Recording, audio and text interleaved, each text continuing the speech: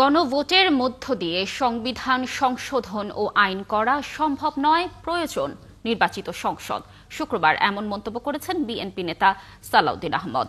তিনি আরও বলেন, জুলাই সনদের আরোপিত কোনো বিষয় মানতে বাধ্য নন তারা। এদিকে একটি দল ধর্মের নামে নারী ঘরে রাখতে চায় বলেও অভিযোগ করেন সালাউদ্দিন আহমদ। মাহিলা ইসলাম জানাচ্ছেন বিস্তারিত।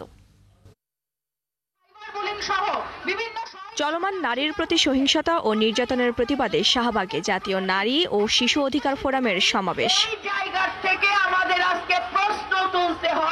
যেখানে বিভিন্ন পেশার নারীরা তুলে ধরেন তাদের হেনস্থার কথা, প্রতিবাদ জানান নির্যাতনের। একটা ভয়ঙ্কর রকম বিশাল শক্তি যেটা আমাদেরকে দমিয়ে রাখতে চায়, আমাদেরকে কর্মদক্ষতার সেই জায়গায় পৌঁছতে দিতে চায় না। যারা আপনারা এই ধরনের কথা বলছেন, আপনারা প্রস্তুত থাকেন, আগামী দিনে ভোটের জন্য প্রস্তুত থাকবেন, আগামী দিনে নারীদের অধিকারের জন্য প্রস্তুত থাকবেন। ঘর সামলাবো না বাইরে থাকবো, সেটা একান্তই আমাদের ব্যক্তিগত স্বাধীনতার বিষয়।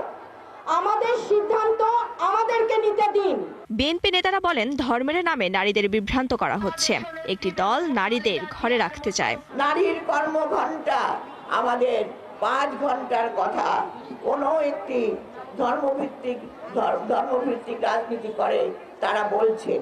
তারা নারীদেরকে ভিতরে ঢুকিয়ে দেওয়ার চেষ্টা করছেন। যারা ধর্মের নামে ব্যবসা করে, রাজনীতির ব্যবসা করে এবং বিভিন্ন রকমের জান্নাতের টিকিট বিক্রি করে রাজনীতি করতে চায়, ভোটের বৈতরণী পার হতে চায়, তাদের হাতে আজকে নারীরা নির্যাতিত হচ্ছে। সালাউদ্দিন আহমদ কথা বলেন জুলাই সনদ বাস্তবায়ন নিয়েও। তিনি বলেন, সংসদের বাইরে কোনো কিছু করা সম্ভব নয়। গণভোটের মধ্য দিয়ে আইন প্রণয়ন করা হয়ে যাবে না, গণভোটের মধ্য দিয়ে সংবিধান সংশোধন হয়ে যাবে না। তার জন্য যে অবশ্যই জাতীয় সংসদ গঠিত হতে হবে। জাতীয় সংসদের সার্বভৌমত্বকে ডিকটেট করানোর মতো কোনো প্রস্তাব, কোনো আরোপিত বিষয় থাকতে পারে না, সেটা আমরা পুনরুচ্চারণ করছি। আর সইয়ের পর জুলাই সনদের নতুন বিষয় যুক্ত করা হলে জনগণ তা মেনে নেবে না বলেও হুঁশিয়ারি তার।